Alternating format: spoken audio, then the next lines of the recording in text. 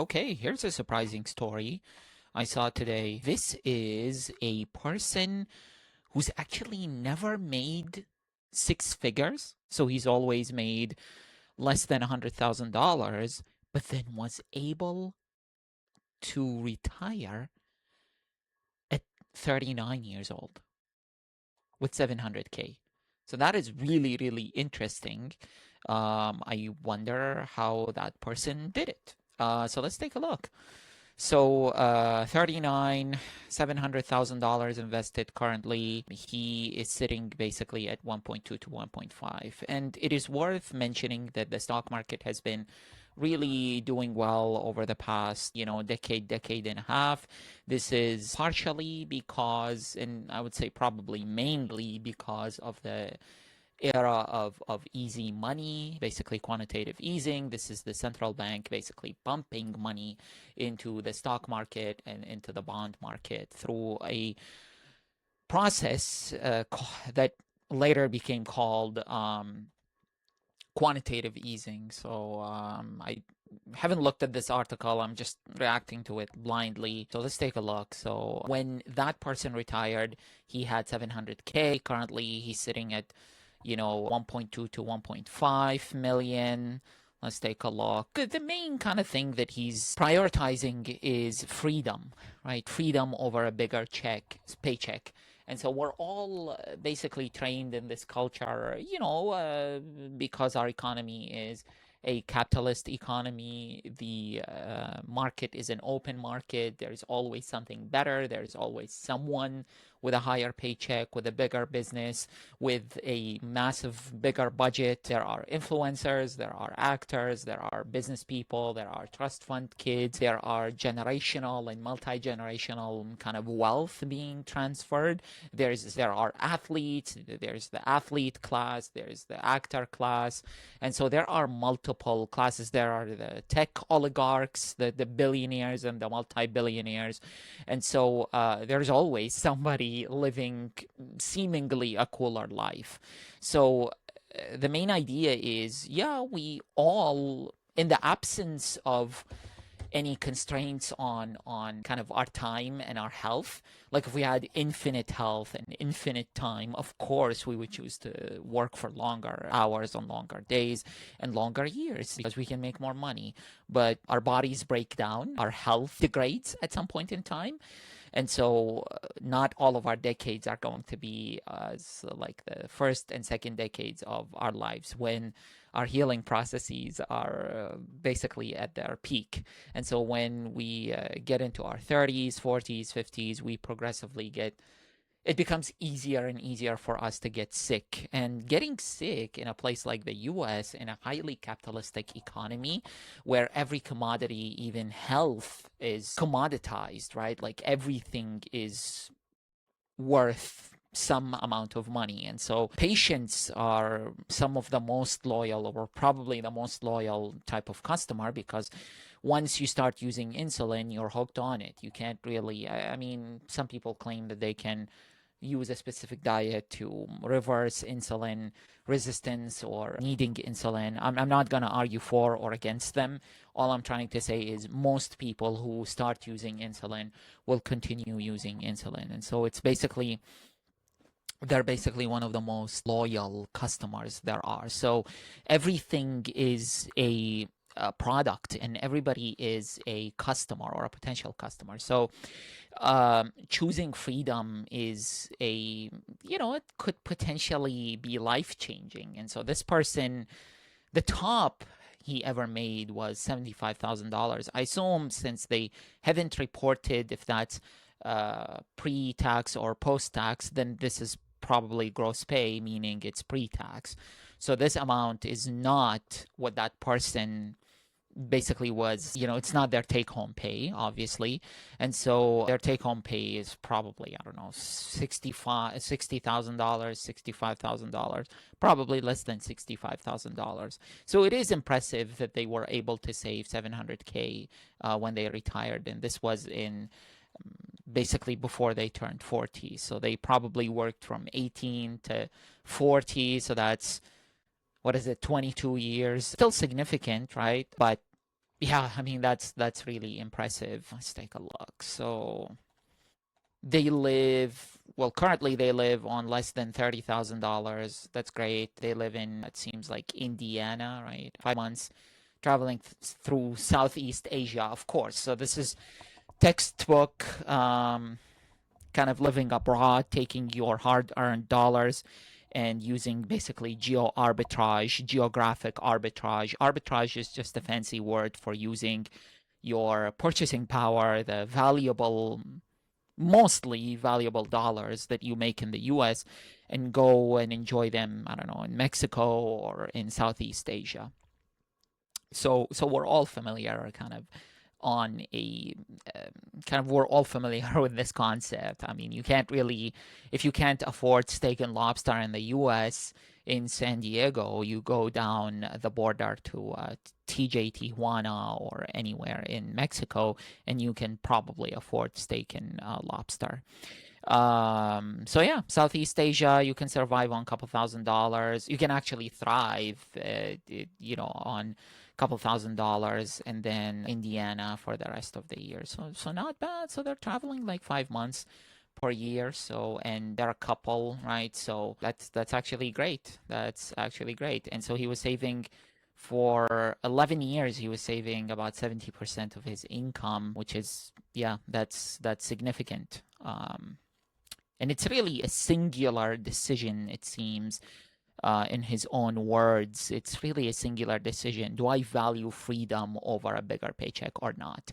Because when do we stop? When do we stop? That's kind of it's actually called the one more year syndrome, one more year syndrome, or one more year effect, right? Where you just say, hey, you know what? Why don't I just work one extra year from like 50 to 51? I'll make another $100,000, $150,000.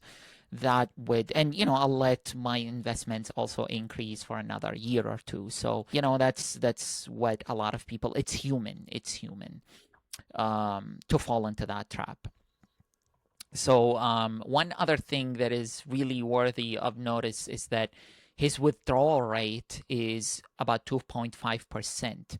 Withdrawal rate is basically, if you have like $1 million, just to make it easy, right? If you have a $1 million portfolio, how much per year do you withdraw out of it, right? So if you withdraw 4%, which is kind of the traditional kind of standard gold standard of personal finance in terms of retirement, is called the minimum withdrawal rate, or the safe withdrawal rate. So that's typically 4%.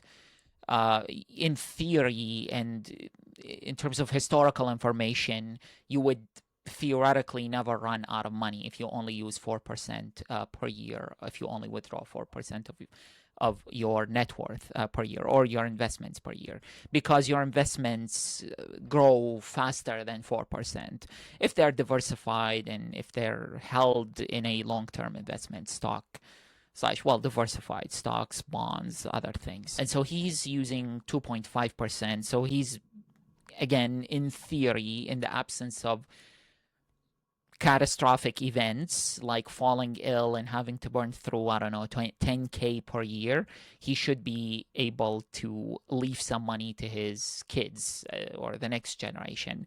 So in theory, he should not be running out of money.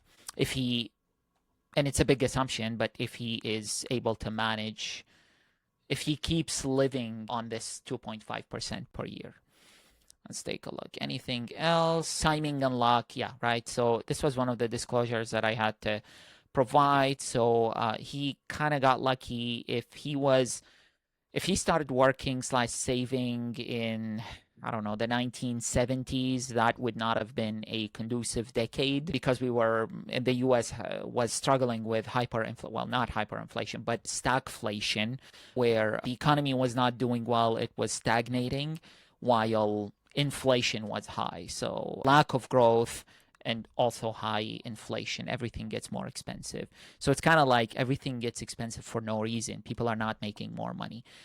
It doesn't happen for no reason. There are reasons, mostly supply shocks. We're not going to talk about it, but it's basically a situation called stagflation. And basically, the the the big lesson that we can understand, one general idea is that when the market is doing well, when it's increasing year after year, it's a bull market. Everybody's positive, everybody's making money passively, and so all investors will look like geniuses, right? When the housing market really struggled in the late 2008, 2009. But then it kind of got reset. And so a lot of investors, a new wave of investors went in, 2011, 2012, 2013, and these are the millionaires of today. A lot of them are young, people in their 30s, people in their 40s. They actually use debt to leverage and buy multiple properties. And so they look like geniuses. So now they are the financial geniuses of today, right? So these are the people who are now trying to sell you their real estate products because they were smart. They were better than average at the time. They saw an opportunity and they took advantage of it. Now they're trying to monetize it even further by selling you courses and things about real estate. Real estate is not as good as before, obviously. And in fact, it's kind of like struggling in many areas of the country, but not all areas in the country. And so, yeah, timing does, some people are luckier than others. Let's see, anything else? And here is some stuff we do not really need to get into. These are some ads. So a lot of these articles are basically sponsored articles where they, oops, I clicked on this. Basically, they'll give you a little bit of information, like a testimonial or some kind of interesting story that pulls you in. Again, this is something that most people will not, mathematically speaking, most people will not achieve this level of success. And basically, they'll start, giving you some alternatives here. Like, here are some things you can do. This is something that's backed by Jeff Bezos, whatever. They keep putting them in every article they do. But, this is still good. In fact, I'll click follow here. I hope this was helpful.